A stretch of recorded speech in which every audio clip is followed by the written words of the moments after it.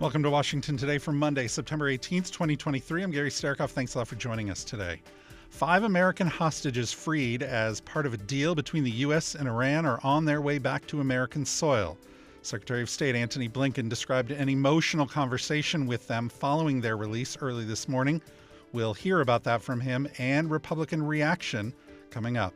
Congress is back to work today, facing a September 30th deadline to fund the government. The House Rules Committee is meeting this afternoon to discuss a short-term deal reached between Republicans from the Freedom Caucus and the Main Street Caucus that will fund the government through October 31st.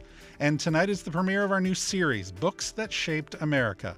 In partnership with the Library of Congress, we'll explore 10 books from American literature that provoked thought, won awards, led to significant societal changes, and are still talked about today. We'll tell you about tonight's debut episode coming up.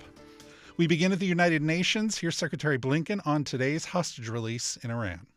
5 of the 7, of course, had been unjustly detained, imprisoned in Iran, some for years. 2 others had been prevented from leaving Iran. I spoke to them after they landed in Doha. I can tell you that it was, for them, for me, an emotional conversation. It's easy in the work that we do every day sometimes to get lost in the abstractions of foreign policy and relations with other countries and forgetting the human element that's at the heart of everything we do. But today, their freedom, the freedom of these Americans for so long unjustly imprisoned and detained in Iran, means some pretty basic things. It means that husbands and wives, fathers and children, grandparents can hug each other again, can see each other again, can be with each other again. So it's a day that I'm grateful for. In a statement, President Biden thanked the governments of Qatar and Oman for their help with reaching the agreement with Iran. And as part of that deal, South Korean officials have given Iran access to $6 billion in oil revenue. But there are restrictions on what they can do with that money. Here's more from Secretary Blinken. I think it's very important to be very clear about exactly what this involved. As you know, this involved the access by Iran to its own money that had accumulated in a Korean bank as the result of oil sales that Iran made, which were lawful at the time those sales were made. And from day one, our sanctions have clearly and indeed always exempt the use of resources for humanitarian purposes, because our aim is not to harm the Iranian people. Our problem, our profound problem, is with the Iranian regime. So from day one, these Iranian monies that were in a Korean bank have always been available to Iran to use for humanitarian purposes. But for a lot of technical reasons, they weren't able to access those funds where they were. So the funds were moved to another bank where we have absolute oversight of how they're used, and they can only be used for humanitarian purposes. And we have absolute confidence in the process and the system that's been set up.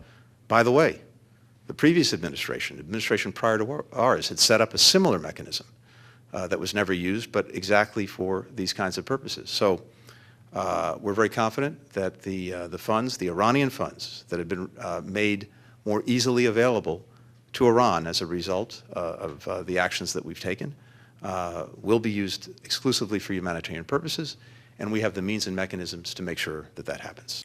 And you can see all of Secretary Blinken's announcement today at cspan.org. Also in New York City, Pope Francis called for peace in Ukraine and to protect children and the environment. His appearance came on day 1 of the annual Clinton Global Initiative. It's time to work together to stop the ecological catastrophe before it's too late. That's why I have chosen to write a new document, 10 years after the publication of the encyclical Laudato Si. Let us stop while there is still time, please. Please let us stop while there is still time.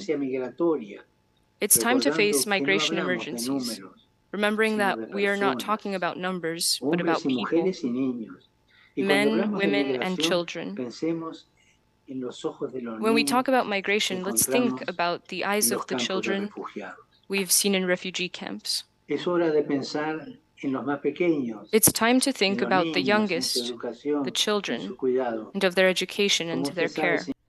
Also speaking at today's event, Treasury Secretary Janet Yellen, who talked about the Biden administration's economic policy.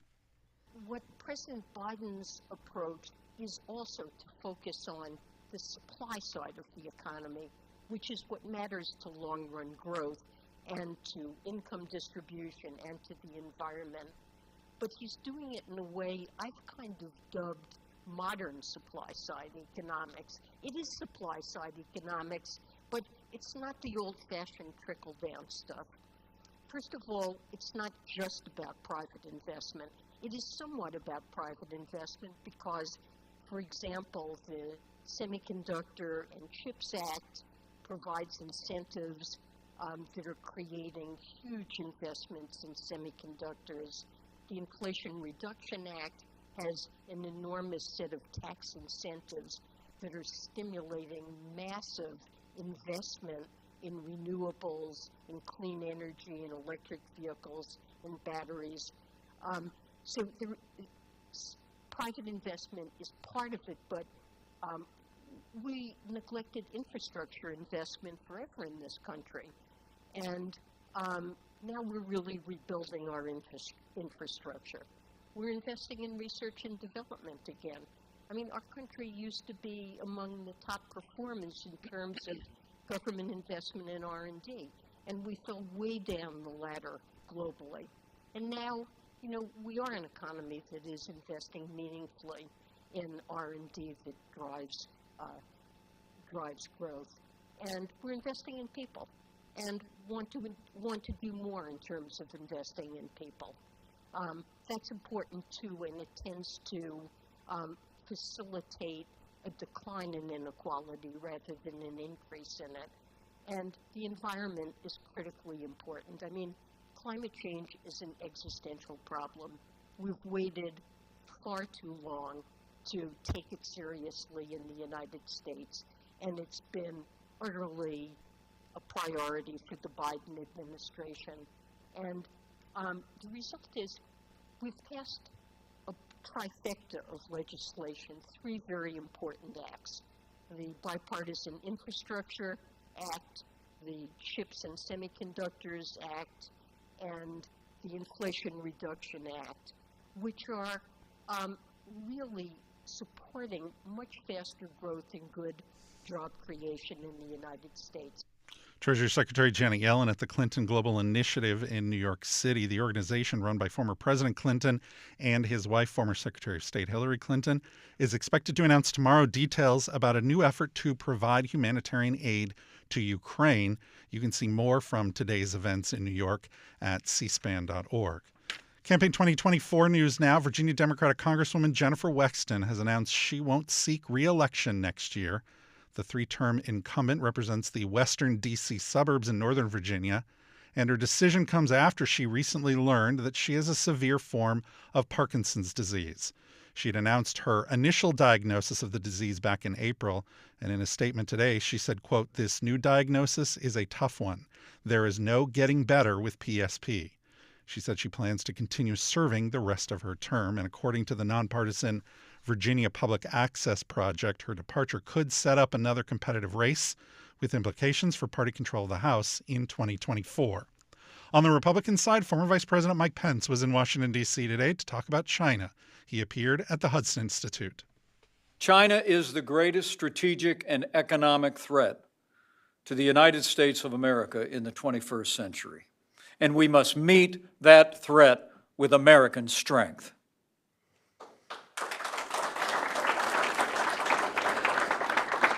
The truth is, Communist China is playing to win by any means necessary. And China is our rival. China is our economic adversary.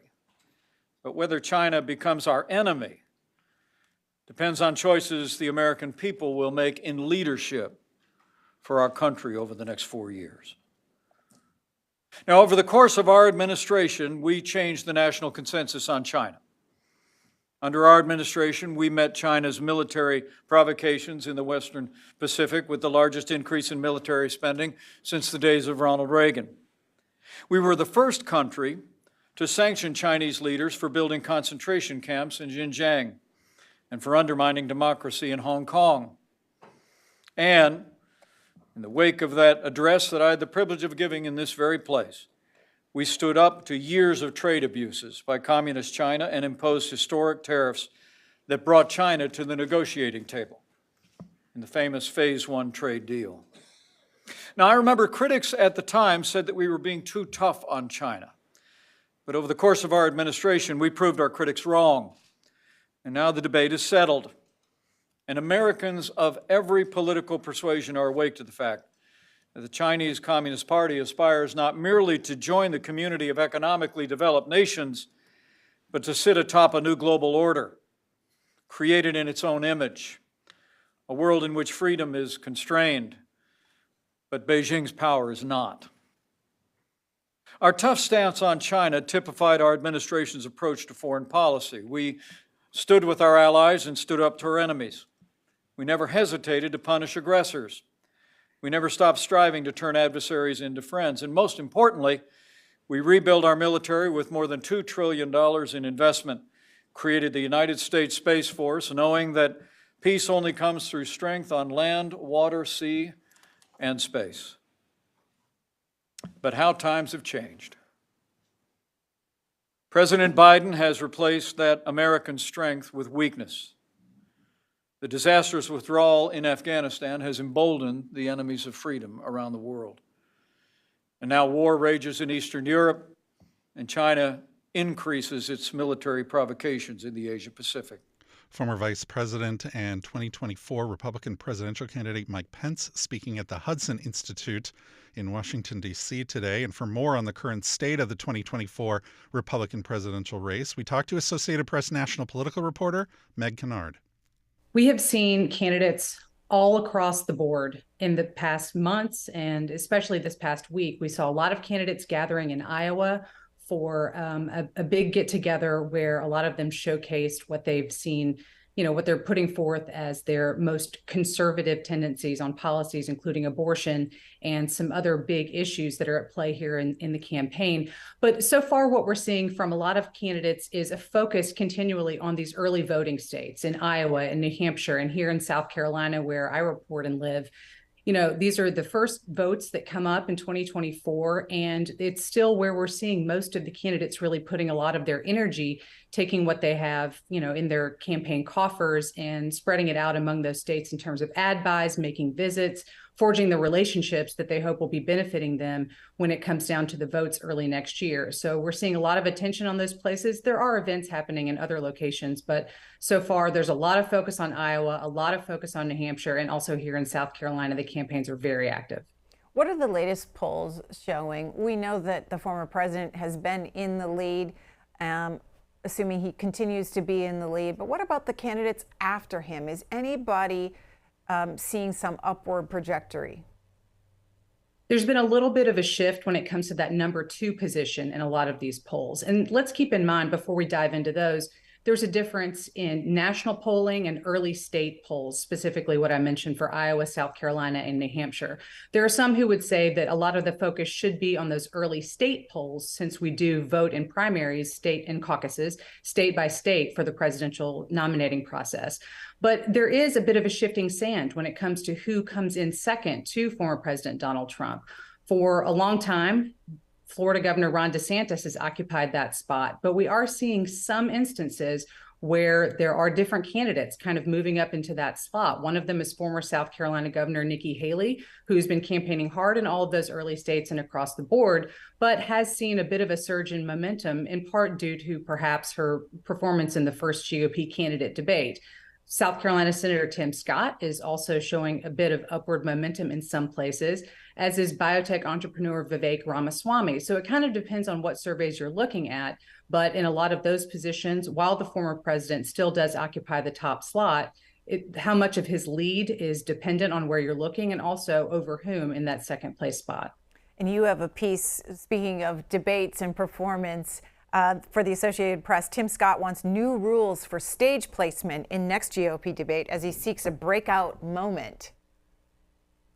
That's right. We saw the Scott campaign write a letter to GOP chairwoman Ronna McDaniel in saying that, when it comes to who is center stage in that debate coming up at the end of the month at the Reagan Library, they argued that placement should be based primarily off of early state polling and perhaps in particular polling out of Iowa, which holds the leadoff caucus and where the Scott campaign has been performing somewhat better in recent weeks. So arguably using those sorts of metrics to determine who's at the center of the stage and therefore part of just about every conversation that happens on it, the Scott campaign could be in better position if some of those numbers are used from Iowa. Because let's remember, the current GOP frontrunner, the former president, Donald Trump, has indicated that he might not participate in any of the primary cycle debates. And so it's very unlikely that he'll be there, even though he is the leader so far. How are these candidates doing on fundraising? Well, we're coming up on the end of another fundraising quarter, so we will get another look here shortly as to exactly where their coffers are. But, it kind of depends on who you're talking to and at what stage in the campaign. Clearly, the Haley campaign, based off of her performance in that first debate last month, said that she had one of her best single fundraising periods, arguably, they say, based off of her performance there. But some of the other campaigns also say that they're having bumps in momentum. The DeSantis campaign has been out saying that he's been doing well based off of that debate.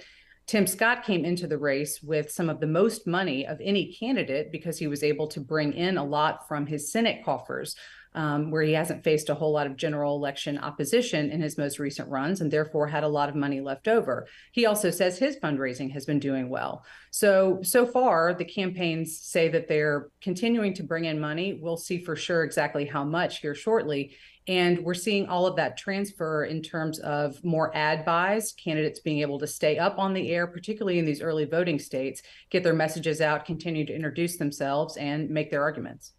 Any rumblings about one or some of these Republican contenders dropping out? There's always a conversation. I get calls all the time from operatives, from perhaps people supporting other candidates saying, I wonder how long it is until we don't see X candidate anymore. After the qualifications for the first debate became concrete, we did see Miami Mayor Francis Suarez suspending his campaign because he didn't make the cut. So it's unknown if we'll see that from some of the other campaigns who might not make the second debate stage.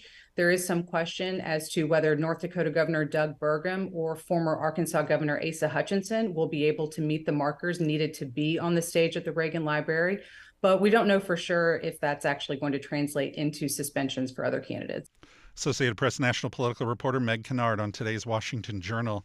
And you can find more of our Campaign 2024 coverage anytime at cspan.org and on the free C-SPAN Now mobile app. You're listening to Washington Today. Attorney General Merrick Garland testifies Wednesday on oversight of the Justice Department. He's expected to be asked about the indictments against former President Trump and President Biden's son, Hunter, as well as New Mexico's gun ban. Watch live before the House Judiciary Committee at 10 a.m. Eastern on C-SPAN 3, C-SPAN Now, our free mobile video app, or online at cspan.org.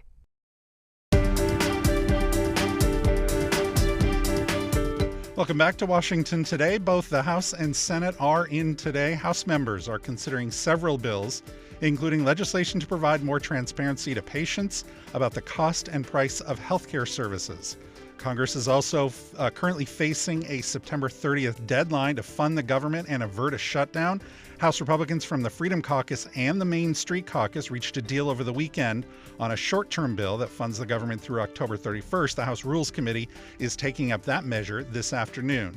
The Senate is also continuing work on a package of spending bills funding the agriculture, housing, transportation, and Veterans Affairs departments for next year. They are also scheduled to vote to advance the nomination of Vernon Oliver to be a U.S. District Court judge for Connecticut. And during Leader Time remarks today, Senate Majority Leader Chuck Schumer talked about the Senate's appropriation work. Madam President, the lesson of the past few years has been that bipartisanship is key to getting things done in the Senate. even in these divided times. A few months ago, bipartisan majorities in both chambers passed an agreement on appropriation top lines for the fiscal year of 2024 and avoided a catastrophic default, which would have been so damaging to America. Since then, Senate appropriators, led by Chair Patty Murray and Vice Chair Susan Collins, have drafted legislation honoring this bipartisan agreement. It took months of work and a lot of compromise, but all 12 appropriation bills have made it through the committee, all of them bipartisan and many with unanimous support. Nobody got everything they wanted, but disagreements did not stymie progress. So again, bipartisanship is getting things done. That's been proven over and over again in recent years. But the reverse is also true. When a small band of senators chooses partisanship over progress, when they mimic the chaos of the House Freedom Caucus, it threatens the good work of this chamber. That's what happened last Thursday, when one senator's objections prevented us from moving forward with the appropriations process. One member, mimicking the House Freedom Caucus, has derailed the Senate and prevented us from considering amendments, including Republican amendments. It's a reminder that in both chambers, a small band of hard-right Republicans are dead set on grinding down the gears of government. For these MAGA Republicans, it's as if gridlock is a virtue and cooperation a crime. I asked this small group of Senate Republicans, what happened to wanting to do appropriation bills regular order? We said we would allow amendments. We have put a minibus on the floor with the cooperation and guidance of Senate Republican appropriators. These stunts by this very small band only serve to undermine regular order in the first place and fly in the face of what our Republican colleagues asked us to do. That is the danger of MAGA extremism. It is incapable of governing. It only produces chaos. It is so bad that last week MAGA extremists in the House prevented even a defense bill, from moving forward. It's a scary pattern we're seeing emerge with some on the hard right. On the Republican side, Minority Leader Mitch McConnell talked about the Iran hostage release deal and the $6 billion in funds the Iranian government now has. Take the $6 billion the United States has reportedly just released to the Iranian regime. Administration officials have insisted that this money is subject to strict oversight and may only be used for humanitarian purposes. Iran's president, on the other hand, understands that money is fungible. He said, and this is the exact quote, "Humanitarian means whatever the Iranian people need, and the needs of the Iranian people will be decided and determined by the Iranian government," end quote. Well, Madam President, we know quite well that the Iranian people's needs and the Iranian regime's priorities rarely overlap.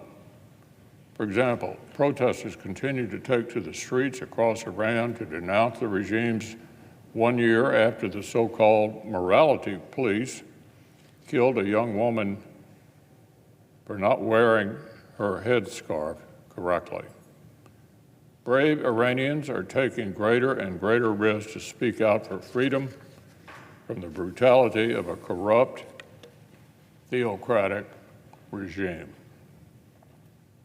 Meanwhile, as the regime meets these protests at home with force, it focuses abroad, remains on exporting repression, terror, and economic interference throughout the region and beyond. Tehran continues to accelerate its enrichment of weapons-grade uranium and stonewall international inspectors seeking the truth about Iran's weaponization work. Just last week, the regime barred several UN inspectors from conducting scheduled oversight across the country. Part of today's Leader Time remarks from Republican Mitch McConnell and Democrat Chuck Schumer. The Senate is always live on C-SPAN too, and you can also stream it at cspan.org and on C-SPAN Now.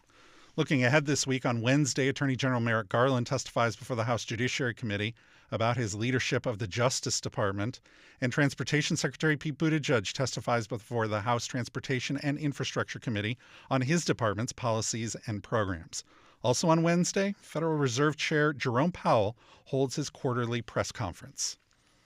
Finally, tonight is the premiere of our new series, Books That Shaped America. In partnership with the Library of Congress, we'll explore 10 books from American literature that provoked thought, won awards, and led to significant societal changes and are still talked about today.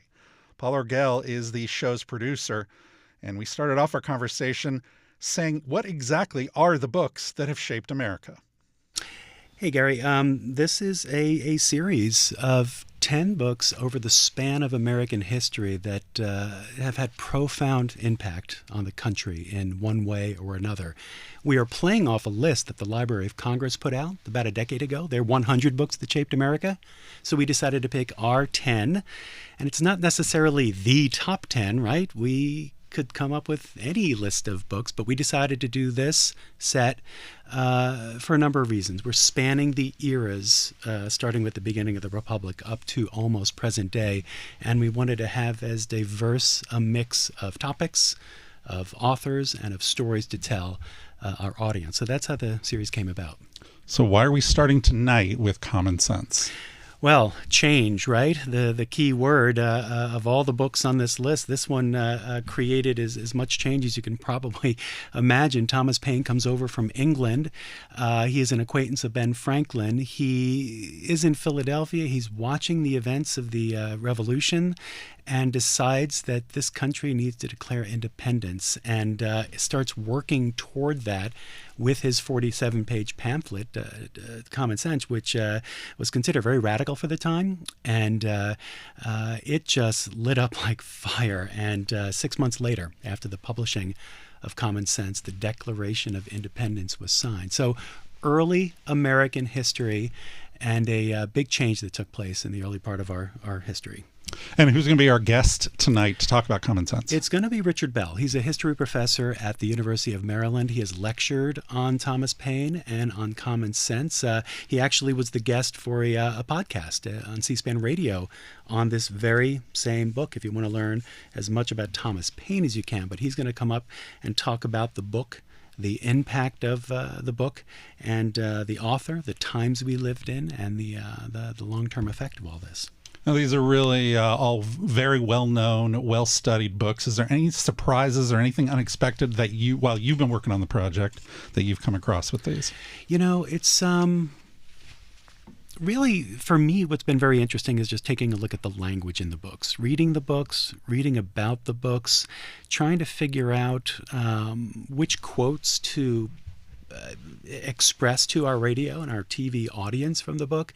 So much compelling language, and in some cases, graphic language. So it's the language from those books that stirred them to think in a certain way, or learn about a part of the country they didn't know about, or stirred them into action. The example might be the narrative of Frederick Douglass, his first autobiography, which is said to have had a huge impact on the cause of abolition and the end of slavery. And we have a website where people can learn more about the series and the books and the authors, and they can also tell us about their own favorite books. Is that right? Yeah, it's terrific. It's cspan.org/books that shaped America. So you can go to that website, and what you'll see there, Gary, are features on all 10 books. So it's what was the book, what were the times we were in, a little bit about the author.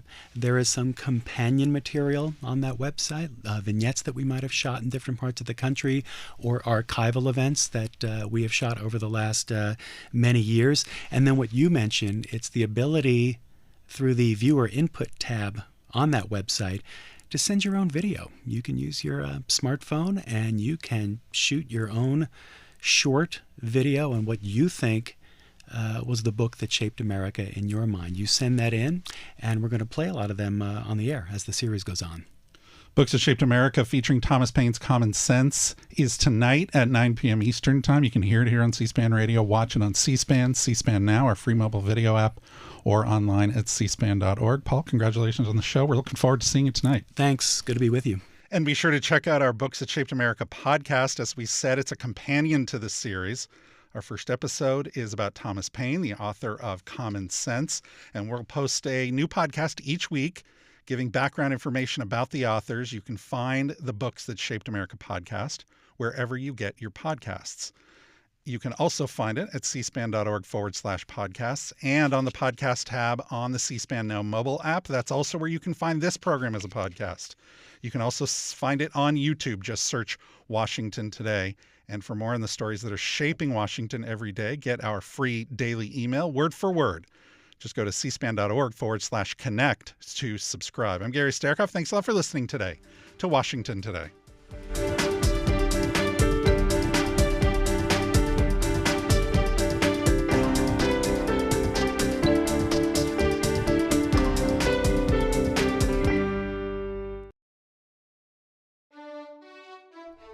C-SPAN's Washington Journal, our live forum involving you to discuss the latest issues in government, politics, and public policy from Washington, D.C. and across the country. Coming up Tuesday morning, Wall Street Journal congressional reporter Siobhan Hughes discusses the latest on Congress's efforts to pass government funding bills before the September 30th deadline. And then Texas Republican Congressman Nathaniel Moran talks about the September 30th government funding deadline, tomorrow's Judiciary Committee hearing with Attorney General Garland, and aid to Ukraine. Also, Maryland Democratic Congressman Glenn Ivey on tomorrow's Judiciary Committee hearing with Attorney General Garland and the future of affirmative action.